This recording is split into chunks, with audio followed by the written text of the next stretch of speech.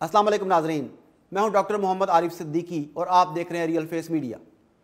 नाजरीन, हमारे नबी करीम मोहम्मद सल्लल्लाहु अलैहि वसल्लम की ज़ात गिरामी को आज़ादी इजहार के नाम पर बदतरीन गुस्ताखियों का निशाना बनाने का हालिया सिलसिला 2004 में हॉलैंड से शुरू हुआ और बाद में इटली, फ्रांस, जर्मनी, ऑस्ट्रेलिया और दीगर यूरोपीय ममालिक ने भी इस बदबख्ती और बद तहजीबी में अपना अपना हिस्सा डालना शुरू कर दिया।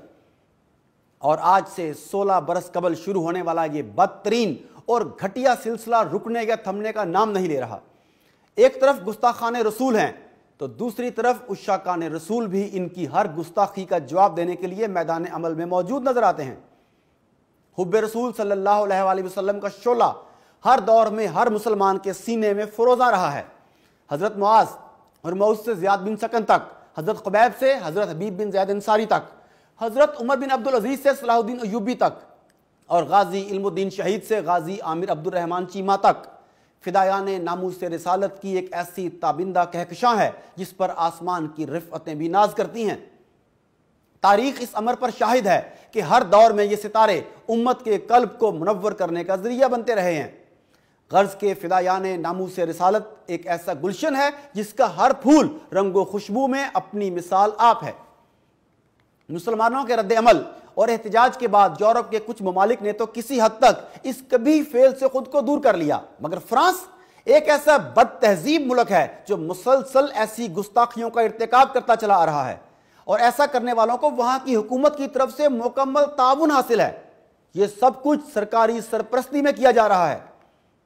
2006 में फ्रांसीसी मैगजीन चार्ली हेब्डो ने गुस्ताखाना खाके शाया किए जिस पर पूरी दुनिया के मुसलमानों की तरफ से सख्त रद्द-ए-अमल सामने आया। 2015 में इस बदनामे ज़माना फ्रांसीसी मैगजीन चार्ली हेब्डो ने पैगंबर रहमत सल्लल्लाहु अलैहि वसल्लम के गुस्ताखाना खाके दोबारा शाया करने का ऐलान किया, जिसके बाद पूरी दुनिया के मुसलमानों में गम और गुस्से की लहर दौड़ गई। इस गुस्ताखाना इकदाम के रद्द-ए-अमल के तौर पर फ्रांस में फसादात का सिलसिला शुरू हो गया, जिनमें चार्ली हेब्डो के कार्टूनिस्ट समेत 12 अफराद लुक्मा अजल बने। चार्ली हेब्डो मैगजीन की जानिब से पैगंबर अकरम सल्लल्लाहु अलैहि वसल्लम की शान में गुस्ताखी के बाद इसकी इमारत पर हमला हुआ और मलून कार्टूनिस्ट समेत कई मुलव्विस अफराद जहन्नुम रसीद कर दिए गए। इस वाक़े के खिलाफ एहतजाजी मुजाहरे किए गए जिनमें लाखों अफराद ने शिरकत की। बदकिस्मती की बात तो यह है कि मलून कार्टूनिस्ट की हलाकत पर फ्रांस के सदर समेत कई मगरबी और हत्ता के अरब ममालिक के अमायदीन ने भी फ्रांस में एहतजाजी रैली निकाली। उन्होंने खुद को आज़ादी इजहार का हामी करार देते हुए यह नारा लगाया कि मैं चार्ली हूं। सितम बालाए सितम यह कि इस वाक़े से सबक सीखने की बजाय फ्रांसीसी हुकूमत और चार्ली हेब्डो ने यह सिलसिला बदस्तूर जारी रखा। सितंबर 2020 में इन फसादात और कत्ल गारतगरी के केस की दोबारा समाअत के मौके पर चार्ली हेब्डो मैगजीन ने वो खाके दोबारा शाया करने का ऐलान कर दिया जो कि इस केस में फसादात का बाइस बने थे। जब इस पर कुछ मुस्लिम ममालिक और फ्रांस की मुस्लिम तंजीमों की तरफ से मकामी हुकूमत से इसका नोटिस लेने का मुतालबा किया गया तो सदर कैमरून ने वाज़े तौर पर ऐलान कर दिया कि हर किसी को आज़ादी इजहार राय का हक हासिल है। उसने कहा कि हम इन खाकों को शाया होने से किसी सूरत नहीं रोक सकते। इस बयान का वाज़े मतलब था कि यह जो भी खेल खेला जा रहा है इसको हुकूमत की तरफ से मुकम्मल सरपरस्ती हासिल है। इसके रद्द-ए-अमल में एक 18 साल पाकिस्तानी नौजवान ने इस मैगजीन के पुराने दफ्तर पर हमला कर दिया जिसमें 5 अफराद जख्मी हुए जबकि इस नौजवान को गिरफ्तार कर लिया गया। इसके बाद यह बात एक मखसूस मैगजीन के सफ़ात से निकलकर फ्रांस के स्कूलों तक जा पहुंची। सैमुअल पेटी नामी उस्ताद की जानिब से बच्चों के जहनों में इन गुस्ताखियों को बिठाया जाने लगा जहां मुसलमान बच्चे भी ज़ेरे तालीम हैं। इन बच्चों ने इस बात को नोटिस में लाते हुए जब ये बात अपने घरों तक पहुंचाई तो इन बच्चों के वालिदैन ने स्कूल इंतजामिया और हुकूमत से इस मामले का नोटिस लेने का मुतालबा किया, मगर हुकूमत ने बड़ी ढिठाई के साथ इसे आज़ादी इजहार राय का नाम देकर इस गुस्ताखी का साथ देने का ऐलान कर दिया। एक मुतासिब उस्ताद की मजमूम हरकत और हुकूमती रवैये के बाद एक और 18 साल आशिक रसूल ने इस गुस्ताख को चाकू के वार करके कत्ल करने के बाद इसका सर तन से जुदा कर दिया। अल्हम्दुलिल्लाह, सैमुअल पेटी के कत्ल के बाद हुकूमत और फ्रांसीसी अवाम ने इस गुस्ताख के साथ न सिर्फ इजहार यकजहती किया है बल्कि इसे फ्रांस के सबसे बड़े कौमी एजाज से भी नवाजा गया है, जिससे जाहिर होता है कि फ्रांसीसी हुकूमत इन गुस्ताखियों और इसके नतीजे में होने वाले फसादात को रोकना नहीं चाहती। اس کے پیچھے مسلمانوں کی نسل کشی اور ان پر یورپ کے اندر پابندیوں کی سازش واضح نظر آ رہی ہے۔ اس کے بعد فرانس کے اندر مسلمانوں پر عرصہ حیات تنگ کر دیا گیا ہے۔ اس گستاخ استاد کو قتل کرنے والے چچن نوجوان کے پورے خاندان کو حراست میں لے لیا گیا ہے۔ فرانسیسی پولیس کے ذرائع کے مطابق فرانس 231 غیر ملکی افراد کو بے دخل کرنے کی تیاری کر رہا ہے۔ یہ تمام افراد ان کی جانب سے مذہبی شدت پسندی کی بنیاد پر حکومتی واچ لسٹ کا حصہ ہیں۔ ڈرمانین کا یہ بھی کہنا تھا کہ وہ اس بات پر بھی غور کر رہے ہیں کہ مسلمانوں کی کچھ تنظیموں کو نفرت اور تشدد کو بڑھاوا دینے کے الزامات کے بعد تحلیل کر دینا چاہیے۔ فرانسیسی وزارت داخلہ کے ریڈیو اسٹیشن یورپ 1 نے بتایا کہ اس وقت ملک میں آن لائن نفرت انگیزی کے حوالے سے 80 تحقیقات کی جا رہی ہیں۔ ناظرین، آزادی اظہار رائے کا مطلب اگر یہ ہے تو پھر دوسروں پر پابندیاں کیوں لگائی جاتی ہیں؟ دوسروں کو ان کے مذہب کے مطابق جینے کیوں نہیں دیا جاتا؟ فرانس کے اندر آئے روز نقاب اور پردے کو نشانہ کیوں بنایا جاتا ہے؟ اسی گستاخ استاد کی ویڈیو ایک مسجد کی جانب سے شیئر کرنے پر، اسے احتجاج کرنے کی بنا پر اس مسجد کو 6 ماہ کے لیے بند کر دیا گیا۔ بتایا گیا ہے کہ اس مسجد میں قریباً 1500 نمازی آیا کرتے تھے۔ اگر اتنی ہی آزادی اظہار رائے ہے تو پھر مسجد پر پابندی کیوں؟ انہوں نے تو صرف تمہاری گستاخی کو عیاں کیا تھا۔ تاریخی حوالے سے بھی دیکھا جائے تو فرانس بظاہر مذہبی امور کو اپنے ریاستی امور سے علیحدہ کر چکا ہے، مگر حقیقت میں اس کا نشانہ صرف اور صرف اسلام ہے۔ فرانس کے حکمران دینی امور کی توہین اور تضحیق کرنے میں فخر محسوس کرتے ہیں اور اسے اپنے تشخص کا حصہ سمجھتے ہیں۔ فرانسیسی معاشرے میں انسانوں اور خدا کی تضحیق ایک طویل تاریخ کی حامل ہے۔ 1789 میں فرانس میں انقلاب برپا ہوا، جس کے بعد دینی اقدار کو پس پشت ڈال دیا گیا۔ اس کے بعد دینی مقدسات کی توہین قانون کی نظر میں جرم کے زمرے میں داخل نہیں ہوتی۔ فرانس یورپ کا وہ واحد ملک ہے جہاں 1881 میں سرکاری سطح پر الحاد اور دینی مقدسات کی توہین کا آغاز ہوا۔ 1972 میں فرانس میں نسل پرستی کے خلاف بعض نئے قوانین بنائے گئے، جن کی روح سے توہین، تہمت، نفرت کو فروغ دینا، شدت پسندی اور امتیازی سلوک ممنوع قرار دیا گیا، لیکن اس کے باوجود دینی مقدسات کی توہین کو جرم قرار نہ دیا گیا۔ ناظرین، فرانس کی منافقت یوں بھی دیکھیے کہ اگرچہ فرانس کے آئین میں دینی مقدسات کی توہین کو جرم شمار نہیں کیا جاتا، لیکن 1990 کے بعد ہولوکاسٹ کا انکار باقاعدہ جرم قرار پا چکا ہے اور اس بارے میں قانون بنایا گیا ہے۔ اسی طرح کئی مغربی ممالک کے اندر توہین مذہب کا قانون موجود ہونے کے باوجود وہاں توہین مذہب اور گستاخیاں ہوتی ہیں، لیکن کبھی بھی اسلامی شاعر کی توہین کے مرتکب افراد کو سزا نہیں دی جاتی۔ فرانس کا آرٹیکل 11 کہتا ہے کہ اظہار رائے کی آزادی ہر انسان کا حق ہے اور وہ اس حق کی بنیاد پر اپنی مرضی سے بول، لکھ اور اشاعت کر سکتا ہے، لیکن یہ حق قانون کے اندر دی جانے والی پابندیوں سے مشروط ہے۔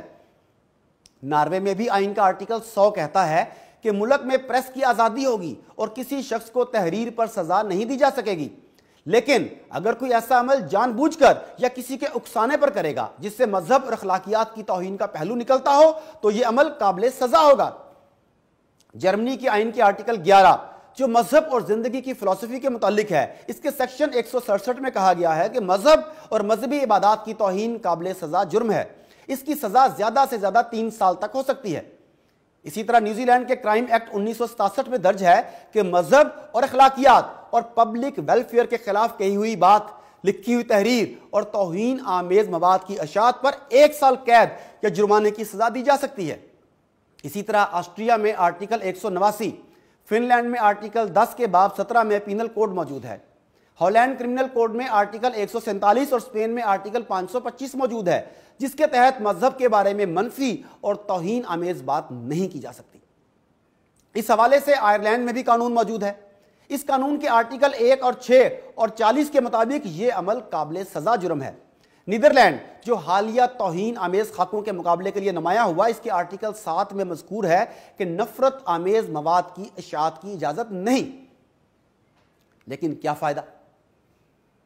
ناظرین، یہ سلسلہ مزید آگے یوں چلتا ہے کہ توہین رسالت کے الزام میں کئی برس تک پاکستان کی جیل میں قید کاٹنے والی مسیحی خاتون آسیہ بی بی کو فرانس کی اعزازی شہریت دی گئی۔ اس خبر سے تہذیبوں کے تصادم کے عنوان سے وہ کتاب یاد آ جاتی ہے جو اس مائنڈ سیٹ کی پیشین گوئی کرتی ہے۔ یقینی طور پر آسیہ بی بی نے فرانس کے لیے کوئی ایسی خدمات سر انجام نہیں دی جس کی بنیاد پر اسے اعزازی شہریت دی جاتی۔ یہ قدم صرف اور صرف مسلمانوں کے جذبات کو مجروح کرنے کے لیے اٹھایا گیا۔ ناظرین، عالم کفر تو اپنی منصوبہ بندی سے اپنی چالیں چل رہا ہے۔ ایسے میں ہم مسلمانوں کی ذمہ داری کیا بنتی ہے؟ ہمیں اپنے گریبانوں میں جھانکنا ہوگا کہ ہم اس ذمہ داری کو کہاں تک پورا کر رہے ہیں۔ جب 2005 میں گستاخیوں کا یہ سلسلہ شروع ہوا، تب تمام امت مسلمہ اس پر احتجاجاً باہر نکل آئی۔ گستاخ ممالک کے تمام مصنوعات کا بائیکاٹ کرنے کا اعلان کیا گیا، جس کے بعد کئی ممالک نے اس پر معافی مانگ کر دوبارہ ایسی حرکت نہ کرنے کا وعدہ کیا۔ مگر وقت گزرنے کے ساتھ ساتھ شاید مسلمان اور ہمارے حکمران بے حس ہوتے چلے جا رہے ہیں۔ اب اتنے بڑے پیمانے پر گستاخی ہو رہی ہے، لیکن دوسری طرف امت مسلمہ غفلت کی چادر اوڑھ کر سوئی ہوئی ہے۔ جو ممالک آج گستاخیاں کر رہے ہیں، بالخصوص فرانس، ان کی مصنوعات استعمال کرنے سے پہلے ذرا سوچئے کل قیامت کو اپنے آقا صلی اللہ علیہ وآلہ وسلم کو ہم کیا جواب دیں گے، کیا منہ دکھائیں گے؟ کیا ان گستاخیوں کے بعد ان کی مصنوعات ہمارے حلق سے اتر سکتی ہیں؟ کیا ہم ان کی مصنوعات کے استعمال کے بغیر زندہ نہیں رہ سکتے؟ اگر رہ سکتے ہیں تو پھر آج عہد کیجئے کہ ہم نے ان گستاخوں کی کوئی چیز کبھی استعمال نہیں کرنی۔ حکمرانوں کو بھی ہوش کے ناخن لینے چاہیے۔ فرانس کے ساتھ تمام امت مسلمہ کو سیاسی، سفارتی اور تجارتی تعلقات ہمیشہ کے لیے ختم کر دینے چاہیے، تاکہ کسی اور ملک کو ایسی جرت نہ ہو۔ یہ 5th جنریشن وار ہے، یہ اعصاب کی جنگ ہے، یہ میڈیا کی جنگ ہے۔ اس میں ہر قدم پر ہوشیار اور چوکنا رہنا ہوگا۔ اب لگ تو ایسا رہا ہے کہ صفیں بن چکی ہیں۔ حق و باطل کا مارکا بپا ہونے والا ہے۔ ایک طرف پورا کفر، دوسری طرف اسلام ہوگا۔ اس مارکے سے پہلے ہمارے جذبہ ایمانی اور ہمارے اعصاب کو کمزور کرنے کی کوشش کی جا رہی ہے۔ ہمیں اس وقت پہلے سے زیادہ اپنے آقا صلی اللہ علیہ وآلہ وسلم کی ذات گرامی کے ساتھ جڑنے کی ضرورت ہے۔ آج صلی اللہ علیہ وآلہ وسلم کی سنت اور سیرت پر عمل کرنے کی ضرورت ہے، تاکہ ان بد خصلت کفار کو پیغام دیا جا سکے۔ عالم کفر یہ سمجھتا ہے کہ آئے روز گستاخیاں کر کے وہ مسلمانوں کے جذبات کو ٹھنڈا کر دے گا، یا مسلمان اسے معمول کی کارروائی سمجھتے ہوئے ناموس رسالت کے لیے میدان میں نہیں اتریں گے۔ مگر یہ اس کی بھول ہے، کیونکہ کوئی بھی ادنا سے ادنا مسلمان بھی اپنی آقا صلی اللہ علیہ وآلہ وسلم کی عزت و ناموس کے لیے اپنا تن، من، دھن، گھر بار سب کچھ لٹانا باعث سعادت سمجھتا ہے۔